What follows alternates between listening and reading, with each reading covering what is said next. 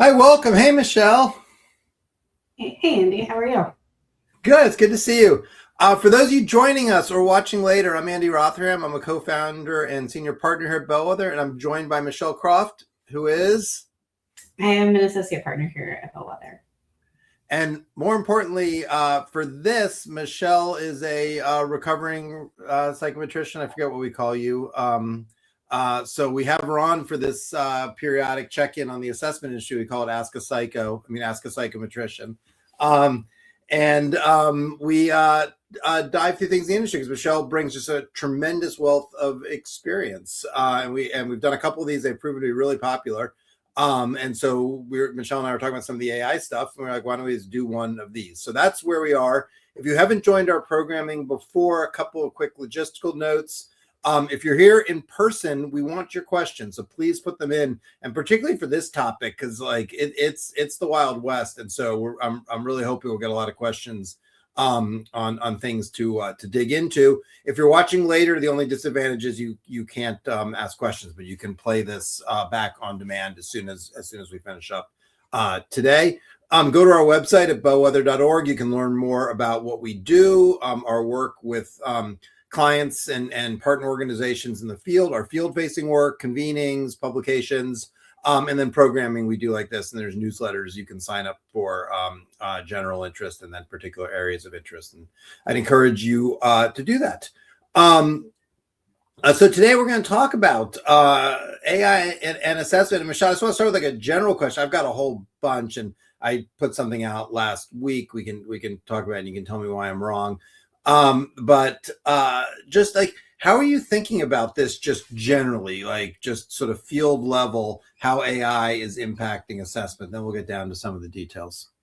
Yeah, I think that AI has a lot of promise with assessment. And I should also say, like, in the field of psychometrics, like we've been using earlier, like generative AI for years. So I think that this is just an extension of kind of like where the field has already been. But I think just more globally, the big thing is like trying to figure out what problem you're trying to solve. And then does AI help you solve that problem, or does AI like not really help you solve that problem? And I think in this space, we've seen a lot of people who are thinking that way, but also a lot of people who are like, oh, this is a shiny, neat tool. Where can we apply it? As opposed to really that thoughtful, what are the problems and how can we approach those with AI? Yeah, so let's two things to double click on there. First, like your point, this is like an evolution. Like we've been using various kinds of machine learning around assessment. Why don't you like give a quick like nickel tour of that evolution? Sure. So we've seen it a lot in like creating items. So a lot of uh, item generation, especially for math, there was a lot of machine learning. So it would kind of be like Mad Libs-y, and you could substitute different math numbers depending on whatever you were trying to assess. So we have that, but now generative AI, I think, extends that more to ELA, whereas before it was mostly a thing that was done in math. Um, and then we have automated essay scoring, which has been done ever since the consortia assessments. And again, they were training models to do that scoring, and now I think it's just a little bit easier and more sophisticated. And then this idea you talked about, like, so next gen assessments, which I almost think is it's sort of cheap because nobody wants to launch like the big thing on like last gen assessments, and no funder is going to fund that. So we talk about next gen assessments, but like often the sort of enthusiasm about it then runs smack into the realities of large scale assessment. That's something you and I have talked about in the past. So talk about sort of here, are we going to see some of the same thing, that some of the sort of real exciting edge cases and so forth, are they going to just bump up against the constraints of trying to do large scale, grades 3-8 assessment and the various kinds of high school things? Yeah, I think so. Because I think the biggest barrier that we have to doing more innovative assessments is really curriculum and a state's ability to, or the state's desire or lack of ability to tell districts what to do and when. And so I think that's really what gets in the way of being able to have kind kind of more innovative assessments that might be like a performance assessment across the school year, or a portfolio, because for those you really do need to have everybody kind of learning kind of the same thing around the same time of year.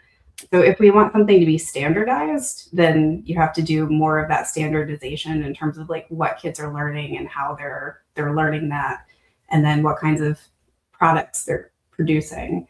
So if a state isn't interested in having the control over that, then you can't really do much, at least on the state summative level, that would give you the ability to make comparisons across those districts. And what about cost? I mean, how much of this is going to be is it like we underinvest in assessments? It's a hard thing to generate enthusiasm for spending more on. So how much of this is going to end up just being cost constrained? In terms of like including AI? Development of new sort of AI enabled approaches, innovation, even, I mean, take this question wherever you want, even like the industry itself, the appetite to develop new, is there enough of a market to put in the kind of R&D to develop new tools? Yeah, so I think there's a lot of the vendors that are already starting to incorporate AI into their work, but I think a lot of it is more the back end. So you're seeing a lot that are doing, again, things like the item authoring or some of the data analysis pieces or essay scoring. I think the trick right now is that it's not necessarily saving costs. It might be saving some time or redistributing time. I think we are seeing some that are looking more into using AI for like diagnostic assessments. So especially for like young kids and reading. So I think that there is an appetite, and there are people that are experimenting in this space. So I think it'll just be a couple of years of seeing like what's working and what's not working before that really expands more. And since we're talking about education, we should probably start with the thing that's always like center of every education conversation, was like, what does it mean for the adults? And in this case, I'm talking about like psychometricians. Do you see this? I mean, a lot of industries, people are looking at a lot of these tasks. And so some of the stuff you just described in our industry, but people are looking just in general then at tasks that are sort of replicable, can be automated, can be done in different ways, or are going to be highly at risk of being disrupted or replaced by AI. Like, do you see that on the sort of scoring side, the back end side? You talked about item development. Like, is that where you see a potential where AI could come in and be highly disruptive to the industry itself? Yeah, I don't know how. So I think it's going to be like additive as opposed to super disruptive. So for example, I know one vendor, whenever they have editors who have to edit the items like a number of times. So they're editing for grammar, they're editing to make sure that it matches like the state style guide, all of those things. And usually they have two people, like two different editors that are looking at those items. So now they're trying to pilot and have AI be one of those editors. So I think that there's ways that they're trying to reduce like the number of people that are potentially like doing things, but I don't see there being like a wholesale disruption. Instead, it might help like contain costs a little bit more on the back end. But I haven't seen anybody like completely getting rid of humans, because even the states that are using it to do essay scoring, they're still having they're still routing some of those essays to people. So like on the front end, they're doing a lot of training and that involves people. And then on the back end, the engine scores the essay, and then it gives like a confidence level. So for the ones that it's like, I don't think I did this very well, that all gets routed towards a person. And often they're also having people do like a random sample of those essays. So I don't think we're like completely getting rid of people or disrupting a ton, but I think it's just changing the way that they're doing some of their work. So real talk, would you advise a young person right now who's thinking about a career path, would you advise them to pursue this as either a course of study for graduate school or something after graduate school? Yeah, because it's fun. And I think there needs to be that expertise in figuring out how to measure things appropriately. So it may be, so I'll use my husband is a psychometrician. I'll use him as an example. He spent a number of He's years. got a whole family of psychometricians. I don't think our kid is going to be one though. Not yet. Growth mindset, Michelle. That's true. But like he spent so many years learning all these different stats programs and how to apply them. And now he's able to use AI to help him write code a lot more efficiently. But because he has all that pattern recognition and all of the time he spent like learning how to do the thing, he's able to figure out much more quickly, like, is this going to work? Is it not going to work? Yeah. So I think we still need like that human expertise. And I don't think that that's going to go away, even if you can like vibe code your way through some of these problems. That's like the big question right now, right? Like just more generally is this domain knowledge, is that actually a differentiator, or does AI sort of obviate the need for it? I think it's like a really interesting question. And lots of people hope that it's the former, because you were trained in these things. Does that give you an edge, or are you just completely, various kinds of skills, completely replaceable? Talk about with students, like what sort of use cases are you most excited about in terms of how this could actually change the experience for kids, in terms of assessments, which I don't think anyone enjoys. I mean, the other day there was a little conversation on Twitter about like, essentially the way we do it is like the worst way to do it except for all the others, right? But no one's out there arguing that it's like optimal. So what do you see in terms of promising use cases there? So I see it more promising in the classroom assessment environment. So like, I think amplifies classroom discussion moments is really cool. So kids have a prompt, they answer a math question, and then the teacher is able to like hit a button and a couple of those student examples show up, and that helps to like start a discussion amongst the class of like compare what these different options are. And really helping to like have a more enriching class discussion that's more student centered and student forward. Or for our Built for Learning series that we published last fall, we highlighted one organization that's doing some things with math where students can write their answer and then take a picture of it, and that all gets graded, and the teacher can like see on a dashboard how kids did on a certain thing. So it's a way to take that paper and pencil experience, but make it much easier for the teacher to do the grading. So I think it's things like that I'm the most excited about, like how to take actual, like a lot of these problems that we know like how to do those things well, but we just can't because of time, and to make those really a lot faster and integrated into the classroom experience. And Mackenzie, could you throw the Built for Learning, put a link to that Michelle just referenced? Could you put that in the chat?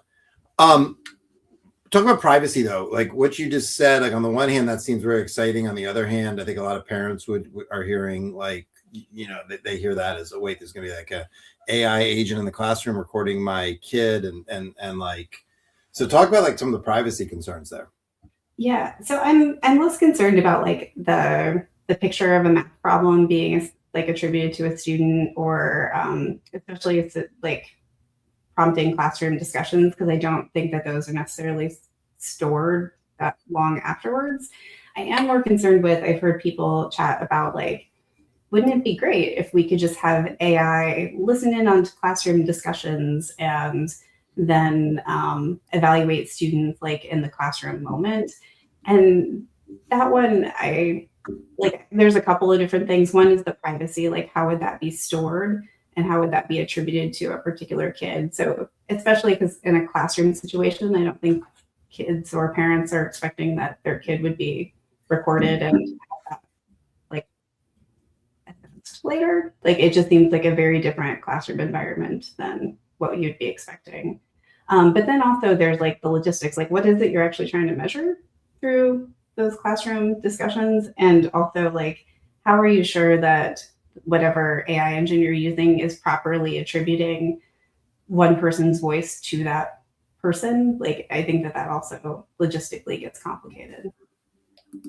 Do you have concern about, so like, one of the things I think people fail to appreciate is like the psychometric properties. And I'm not just saying this to suck up because you're a psychometrician and I'm asking you questions, but people don't appreciate like the psychometric properties of these assessments are often like they're very good. There's a lot of R&D. The items are field tests. They perform well, and that often people like classroom-based teacher-developed assessments, but there's issues there of bias. There's issues there of reliability and so forth. And do you have any concern that AI, like now everybody can sort of do that at more scale? And in some ways, like one of the concerns you hear, I guess, about AI in education is what it could end up doing is supercharging stuff that we already think is low quality. So it could just make it like so people talk about lesson plans, like it could just like make it much easier to develop bad lesson plans. So it makes like all the bad stuff that a lot of us are trying to work against, it makes it like more efficient. And do you have concerns here that this could open up like, sort of all kinds of things that are seemingly, because they're AI generated, seemingly high quality or actually low quality and sort of set us back? I don't know if I'd say set us back. I'd say that like it would just continue the status quo of like some assessments are very good. But I do think that there are a number of vendors that are looking to like embed their assessments with different like high quality instructional materials. So that does make me feel a little bit better that perhaps like with those initiatives, there is a movement towards like more tightly coupling the assessment and the curriculum and maybe it being a little bit higher quality. So we did a survey in advance of this, and Mackenzie, if you could put the results in the chat, that'd be great. Where we asked people like, what are they interested in, and about a third were concerned about bias. That was like a big, which surprised me because the other responses, as you all see in the chat, in a moment, were redesigning state assessments, measuring skills that we don't measure now, smarter use of data. Particularly the smarter use of data and redesigning assessments. Those are things I'm very interested in. But addressing bias, a third of people who responded were concerned about that. And so it seems like there's a lot of concern about this sort of bias issue. Yeah, I think so. And I think it's valid because a lot of data, I think there was a study just a couple of weeks ago about how AI feedback for Black students was very praise oriented in their writing. And for white students, it was more critical in terms of helping them become better writers. And I think that a lot of that data comes from like actual feedback that kids have been given. So it's just replicating the bias that already exists. So on the one hand, yes, it's biased. On the other hand, it's what's already happening in the classroom and it's just amplifying it. I think the one like helpful thing is that we could train some of that data to be less biased, and we just have to be aware of that. Just like we have to be aware of feedback from a classroom teacher that may be biased as well. Yeah, let's just stay on that for a sec. I mean, I worry, we talk a lot about student cognitive offloading, and I think that's a real thing. We've seen that with other technologies. That's not something unique to, Google Maps has led to cognitive offloading too. Like this is an issue. And we talk about the student context, but it seems like there's also a risk here in the teacher context, and we don't talk about it enough with various tools and so forth, that it could lead to, I talked about some of the problems, but the good side is you have teachers who are really deep in their craft and are designing and doing really good things. And that if you start to offload that, you could end up getting less of that over time. And that just seems like a risk here with just like basic, like not sort of the large scale kinds of assessments that are coming from the state, but the stuff that's being developed at the school and classroom level. Yeah. And I think that's where like high quality PD, helping people understand that like the output that you're getting from AI, it's like 80%. You're still going to have to do stuff with it to make it high quality, and you're still going to have to engage with it in order to like actually put it in front of a student. So I think it does make things faster, and it gives them more time to do that later work. So for example, in the Built for Learning that I referenced earlier, there was a charter school that had kind of repurposed some of the time that they had spent scoring assessments, so that way they could do more targeted training with teachers on like how to use that data. So I think AI does like free up time to do other things that could be impactful, and also like the output you get is not always going to be, well, no, I should say that it's going to be like not useful. Like you're just going to have to do stuff with it in order to make it better. So let me ask you a question, and then I see some questions coming in the chat. We're going to get to those. I wrote a piece a week or two ago, some blog post where, like, so one of the things, like, I'm always like conflicted because many of my natural sort of biases are towards like experiential education, things like that. But then you see how that actually is operationalized in any kind of, and it makes you become skeptical. And so, like, I like project-based learning. I think it's a great way for kids to learn, like, in theory. You see it done in practice, and I think we've all seen many things that are sort of like, academic horror shows. And like a lot of schools, like, the concern is, you bring people in, often they bring in community members because that seems like that's going to bring you external validity. But like, what kind of community member is going to come in and tell some kid they don't even really know or have a relationship with, that like their work's not good in a public setting like that? That doesn't happen, right? And so, and so two things happen, which one is, I find, profoundly sad. So the one is the kids get false signaling and people are like, oh, this works great when it's not great. The other one is sometimes the kids actually figure it out that they're being rooked. And that's really bad. And then, because then they feel like, and that's like profoundly sad. So AI is really good in my experience that you give it a rubric to evaluate things against. It's very good. It doesn't like suffer from this, like, I don't want to tell this person I don't have a relationship with. It tells you what you ask it to tell you, again, to your point, if it's trained properly and all that. So, and I'll throw this piece in the chat. But it seems like that could be a place for something like project-based learning. We could start to have more of it if as a state policymaker you could trust we're actually going to get some rigor here, some commonality, and there's going to be some validity to this process. You could sort of change assessment. How does that land with you, or tell me why I'm completely naive to think that?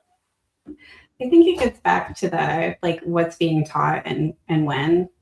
So you still have to have that, like, continuity and instruction across the state in order to make those comparisons. But I think, like, at a district level, go for it. Like, I think it frees up teachers' time in terms of the grading. There are a couple of caveats, though. So I think it really depends on what it is you're trying to assess. So if it's like a text-based project, I think AI is really good at doing those kinds of judgments. It may have problems looking like more deeply in terms of your argument. So something like superficially polished, that may like squeak past your rubric unless it's trained really well. I think the problem more is if it's something like art. So like AP does have their art portfolio. And I think some of that just requires human judgment. Like you can tell the robot to like look at certain features and characteristics, but there's probably always going to be a few things that you really need a human to look at, to evaluate. Art and poetry, stuff like that seems really challenging. But what about something like, what would be your degree of confidence? Could you train to like a science fair poster or presentation, something like that, that's not as subjective as a piece of art, but also isn't something that's clearly sort of text-based? And as you mentioned earlier in our conversation, we've been using, machines to be able to score like written stuff for a while. That's not new.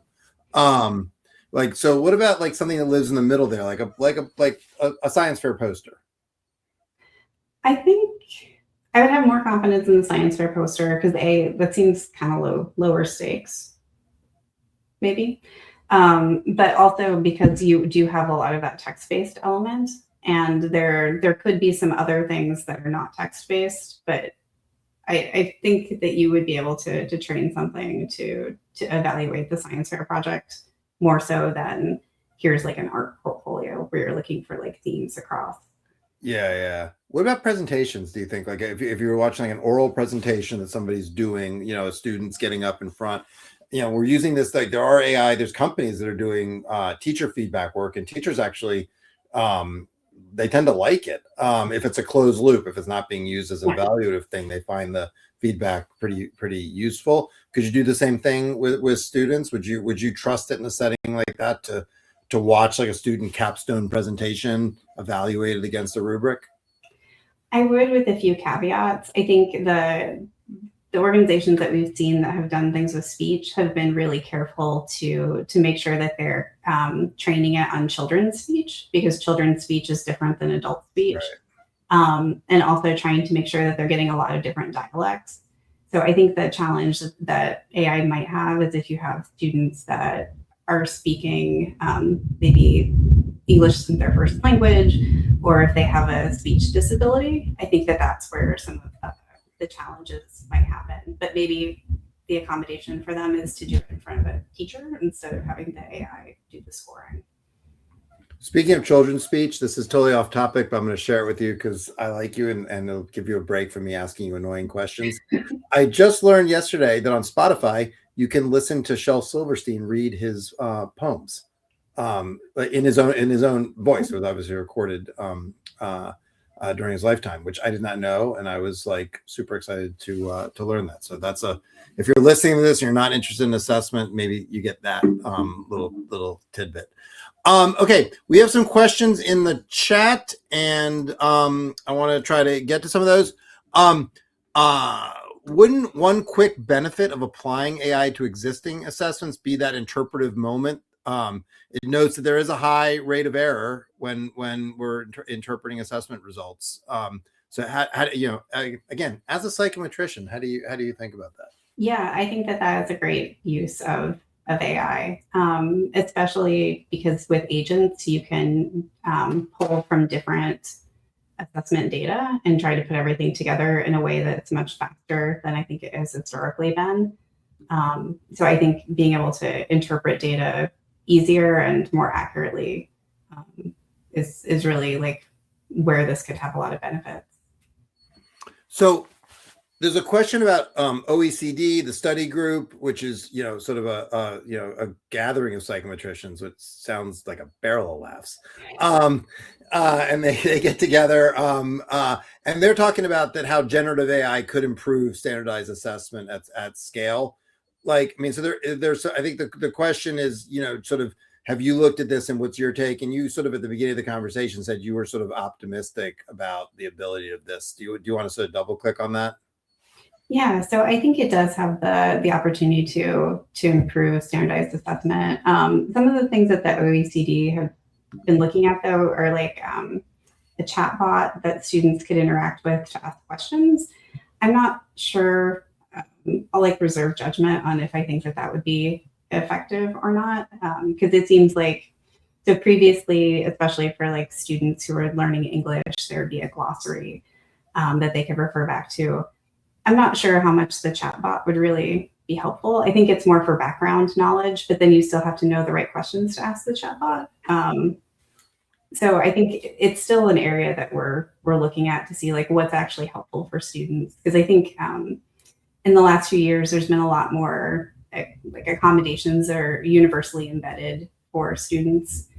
So you don't have to necessarily be a student with a disability. You can use a highlighter, all of those things. And I think a lot of times students end up not using a lot of those tools because either they don't know how to or they're just overwhelming. And so I'm not sure if some of these other ways of incorporating Gen AI are actually benefiting the student or if they're just another thing for students to potentially play with. And this seems like a place that chatbots and students interact with these things where we're likely to see some regulation. There's this mashup that's sort of happening right now of sort of concern about social media, concern about screens and ed tech tools, and then sort of anxiety about AI. It's less AI specific than just anxiety. And you saw some legislative activity this year. It seems like there's poised to be more next year. There's a couple of movies coming that are probably going to stoke this to some extent. I think the Pixar film that's coming out here later this month is gonna sort of call the question on this in some ways. And then there's a movie coming out later this year that's sort of a sequel to The Social Network about Facebook that's probably gonna cause a lot of another round of angst about sort of social media companies and their activities towards kids. So it seems like there's a lot going on. But one place, and there's different, age considerations for all this stuff and all the rest, but one place people seem to be landing is a lot of concern about these agents and having kids interact with them in school. So that seems like a place that seems more likely than not to see some regulation. And parents in polls, that's a place parents show a lot more concern about stuff like that than they do about like a Chromebook. Yeah, and I should say like the OECD chat is like a closed chat, so it's more just like a really fancy search engine on whatever information that they've fed into it. But yes, I think in general we think that chatbots for kids are probably not the best idea for them. Yeah, and it's going to be interesting how this plays. Will people draw those kinds of distinctions between different kinds, or is this thing going to get up ahead of steam in terms of a backlash and politicians kind of, pushing on and looking for, the cell phone bans proved to be wildly popular. So it seems like that's created some energy to like, take that approach to other areas. This question I really like. What are the best writers and thinkers about AI and psychometrics? Tell me, like I think I get asked this a lot with my work. I want to ask you, like, where do you get your information on this? I know some of it is from your colleagues, and so conversations, you interact with a lot of people in the field, but like in terms of like things that people listening to this could access, publications, subscription based or not, resources, what do you recommend? So we have a professional group that's NCME, National Council Measurement and Education, and they have a couple of journals that they publish. And so I find out more technical stuff from them. They also do webinars and have other materials as well. And so they're a great resource. Andrew Ho out of Harvard is great. And I think that his publications in particular are written in a way that are engaging and folks can understand. So they're a little less technically jargony. So he's another one that I would look out for. So there's a question here about, I'm just going to read it verbatim. It's a great question from David Dickerman. Do you believe this will create a movement towards more scenario-based task assessments? While often more difficult to measure reliably, it may ease some of the concerns over AI issues like bias and hallucinations. This point in time may be an opportunity for educators to reevaluate how they measure knowledge, similar to the comments on project-based learning. Like, how do you respond to that?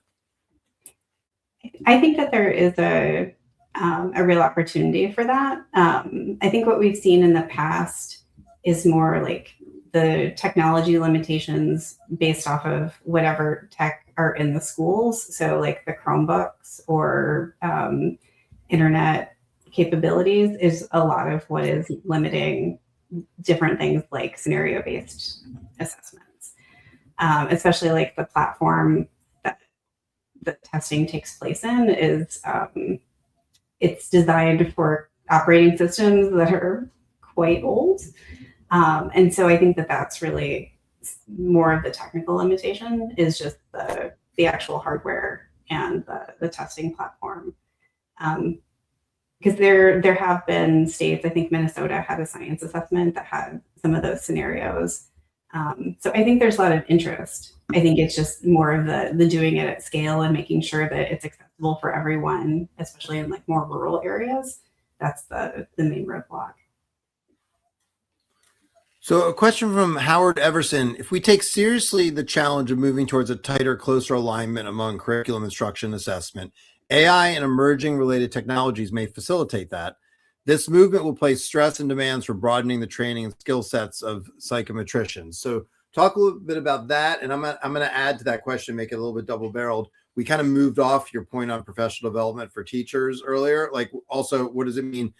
Like you talk to teachers, they're complaining about change management a lot, and like lack of support around AI, and they don't use the word change management because only nerds use that word, like me. But they talk about like a lack of support. They're being told to do these things, they're not being supported to do it. They're talking about change management. So talk about PD for psychometricians, how that's going to have to change in this new world, and then PD for teachers. That's a good question. So I think that in terms of PD for psychometricians, like the professional organization I mentioned, like that is a place for a lot of professional learning. And I think just kind of like at Bellwether, where we're kind of experimenting with a lot of different AI things and sharing with our colleagues, I think you're seeing that in other industries as well. So I think that's kind of where it's coming from at this point. And what about teachers? Like, how are you, like, I think teachers. Earlier we said like, yeah, high quality professional development, which is not like a unicorn, but is also not ubiquitous across the system. We have a tendency to move off those points quickly. It's a real challenge. So like, what do you think teachers are going to need here? In terms of the assessment piece, or in terms of exactly. So I think for the assessment piece, a lot of it is understanding like how assessment fits in with the curricular materials and like what quality looks like. For instance, like a lot of places have moved towards like standards-based grading, and I'm saying this as a parent whose kid has the standards-based grading, where sometimes it's like 1, maybe 2 items are graded per standard to be able to say that they've mastered that standard or not. It's really not enough. So I think that there is a lot of learning to do in terms of like what is acceptable evidence, and like how to design assessments. And say a little bit more, I guess, as we're getting towards the end. So if you have a question, this is the time to get it in. Say a little bit more about these sort of in-classroom tools. Like what are you most excited about? What are you most, I have 2 more questions for you. That's one of them. What are you like most excited about, and what are you most concerned about with these sort of in-classroom tools for teachers to be able to basically embed this more into their practice in a constructive way? Yeah, so I think I'm again most excited about the things that take practices that we know are good within the classroom and make it much easier and more streamlined for teachers to actually do. So to be able to have classroom discussions that are based off of different examples of student work, to be able to quickly look at handwriting, to be able to analyze that and to give feedback, or just again, like to be able to have a quick glance at where all the students are in terms of the lesson and be able to adjust and give feedback that way. So those are the things that I'm the most excited about. I think the things that I am the least excited about are, again, when we were doing some of the interviews for Built for Learning, there were some organizations that are just making things faster on top of materials that aren't high quality. So to be able to like make an assessment based off of like teachers pay teachers materials, like that doesn't seem like the best use of AI or like students' time. So I think it makes it easy to do bad practices really fast too. And I think that that's a problem. Yeah, it's kind of like we talked about, like it can make the bad more efficient, Yes. but doesn't actually improve the quality. Okay, so I actually think I tend to agree with you. I also think this one place I think there's huge potential with teacher tools is going to be just navigating all of this data and information and so forth. And I think like vendors that come with tools that are going to help teachers actually do that in rigorous, reliable ways. I think that's going to be, it'll be as if every teacher has like a really high quality assistant to help them make sense of this. And I think there's real potential there for like performance kinds of tools and so forth, which is exciting. Do you think though, like, I mean, I know you've done like a lot of work in AI and assessment. Do you, as these tools get more powerful, and like Claude has their new tool out today that everyone's playing around with and doing different, and it's pretty amazing. That a lot of this stuff, you've got the vendors going to be doing their thing. How much do you think you're going to get sort of power user teachers able to actually just use these openly available tools to build and design stuff themselves? Like what's going to be the potential for the teacher that wants to basically make the bespoke tool? Are these tools, are they become so powerful that teachers who want to do that are going to be able to do that in an effective way? Yeah, I think so. And I think we've seen some districts that have started to do some building, not necessarily with assessment, but with other things like professional development. So I think I just read the other week about a district that built like that closed loop teacher professional development tool that teachers could upload their class discussions and get feedback, not just on like, was this a good discussion, but how does it align to the standards and different pedagogical elements too. So I think that there's a lot of opportunities for teachers that really want to dig in. But again, like it only gets you probably like 80% there, and you have to know that you then need to do a little bit more work with it, whatever the output is. There's a question in the chat from LinkedIn user. That can't be their real name. And it's a comment on the PBL point that we talked about a moment ago. I encourage people to check it out. I actually want to use it to tee up. Michelle will be available in the chat if people want to ask additional questions, and we can comment when the event is over within reason. She does have a day job, but we can continue the chat in there. So it's a great comment on this PPL point, and so we can continue that. The last question I just want to ask you though, to bring this in for landing, Michelle, is I find like any kind of area where you have sort of complicated issues, you've got sort of the sort of civilian take on it, which is often sort of misses the real things, and then what the actual insiders are focused on. And that's not just obviously in education, that's true just in general. What are the things that you are sort of think, okay, here's what people are missing, here's what people don't get, the things I hear people in the community, pundits, influencers, whatever, people write newsletters talking about, that you think like, what are the things that people are missing about AI and assessment and some of the complexity? Like what's the things that like insiders get that civilians are not getting right now?